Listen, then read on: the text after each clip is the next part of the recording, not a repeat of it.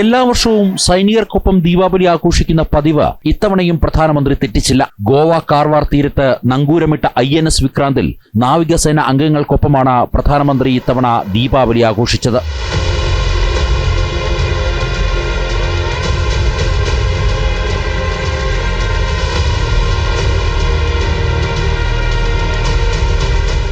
India തദ്ദേശീയമായി ആദ്യമായി നിർമ്മിച്ച വിമാനവാഹിനി കപ്പലാണ് INS വിക്രാന്ത്. INS വിക്രാന്ത് അതിന്റെ പേരുകൊണ്ട് മാത്രം ദിവസങ്ങളോളം പാകിസ്ഥാന്റെ ഉറക്കം കെടുത്തിയതെങ്ങനെയെന്ന് മാസങ്ങൾക്ക് മുമ്പ് ബോധ്യപ്പെട്ടതായി പ്രധാനമന്ത്രി പറഞ്ഞു.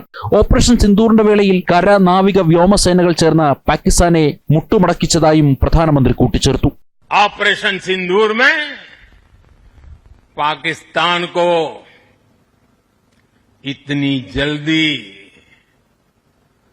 घुटने टेकने पर मजबूर कर दिया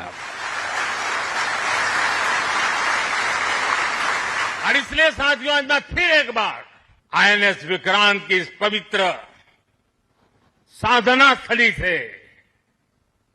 पराक्रमी स्थली से तीनों सेना के जाबाज जवानों को फिर एक बार सैल्यूट करता हूं. ഇന്ന് രാവിലെ സമൂഹ മാധ്യമങ്ങളിലൂടെ പ്രധാനമന്ത്രി ജനങ്ങൾക്ക് ദീപാവലി ആശംസകൾ നേർന്നിരുന്നു. ദീപങ്ങളുടെ ഉത്സവം നമ്മുടെ ജീവിതത്തെ ഐക്യത്താലും സന്തോഷത്താലും സമൃദ്ധിയാലും പ്രകാശിപ്പിക്കട്ടെയെന്നും സന്തോഷവും സമാധാനവും നമ്മുടെ ചുറ്റും നിലനിൽക്കട്ടെയെന്നും പ്രധാനമന്ത്രി എക്സ് പോസ്റ്റിൽ പറഞ്ഞു. കഴിഞ്ഞ വർഷം ഇന്ത്യ പാക് അതിർത്തിയിലെ സായുധ സേനയ്ക്കൊപ്പമായിരുന്നു പ്രധാനമന്ത്രി ദീപാവലി ആഘോഷിച്ചത്.